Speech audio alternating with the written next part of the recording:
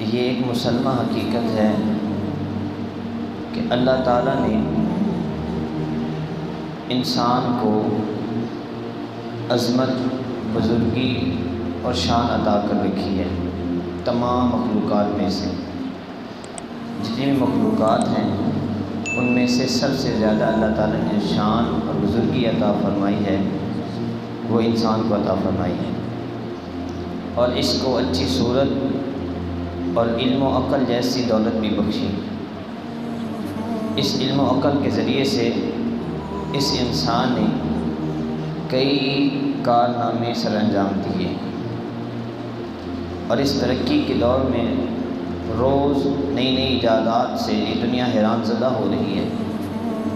یہ computer system, atom کی دریافت، آواز سے تیز برق رفتار طیارے، یہ روزمرہ جو بھی ایجادات ہو رہی ہیں ان سے جو انسان ہے، دنیا ہے، حیران زدہ ہو رہی ہے۔ چاند تک پہنچنے کی خبریں آ رہی ہیں۔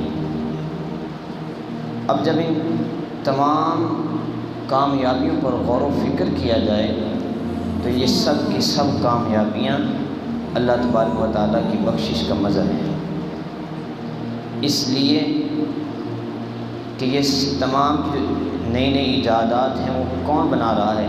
وہ انسان بنا رہا ہے۔ اور انسان کو کس نے بنایا؟ اللہ تعالیٰ نے۔ انسان کو اللہ تبارک و تعالیٰ نے بنایا۔ اللہ تعالیٰ نے انسان کو علم و عقل دیا اور اس کو ایک حیثیت دی، اسے اختیار والا بنا کر بھیجا۔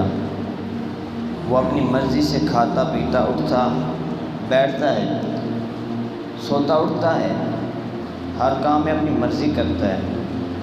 اب اللہ تبارک و تعالیٰ نے انسان کو صاحب اختیار بنایا، لیکن کچھ لوگ ایسے ہیں جو کہتے ہیں کہ انسان وہ اختیار والا نہیں ہے، انسان کو کچھ اختیار نہیں ہے۔ نہیں، بلکہ انسان تو صاحب اختیار ہے۔ میں لوگوں سے مخاطب جو کہتے ہیں کہ اللہ تبارک و تعالیٰ نے انسان کو بے اختیار بنایا ہے۔ اللہ نے تو انسان کو اختیار والا بنایا ہے، اللہ نے تو انسان کو بڑی رفعت اور بڑی شانیں عطا فرمائی ہیں۔ اب مثال سمجھیے کہ کس طرح اللہ تعالیٰ نے انسان کو اختیار والا بنایا ہے۔ انشاءاللہ مثال سے آپ کو سمجھ آئے گا یہ مسئلہ۔ اب دیکھیے، ایک شخص ہے، وہ ایک پتھر مارتے کتے کو۔ جب اس نے وہ پتھر ایک کتے کو مارا تو وہ کتا کس کو بھونکتا ہے؟ انسان کو۔ وہ کتا کس کے پیچھے جائے گا؟ کسے کاٹے گا؟ انسان کو کاٹے گا۔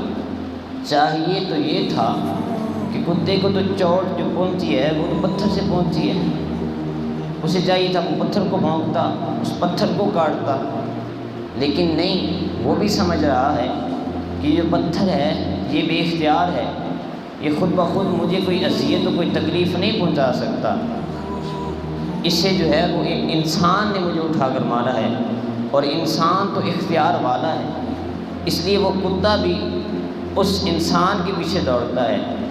ایک کتا ایک جانور ہو کر، بے علم ہو کر وہ سمجھ رہا ہے کہ انسان اختیار والا ہے۔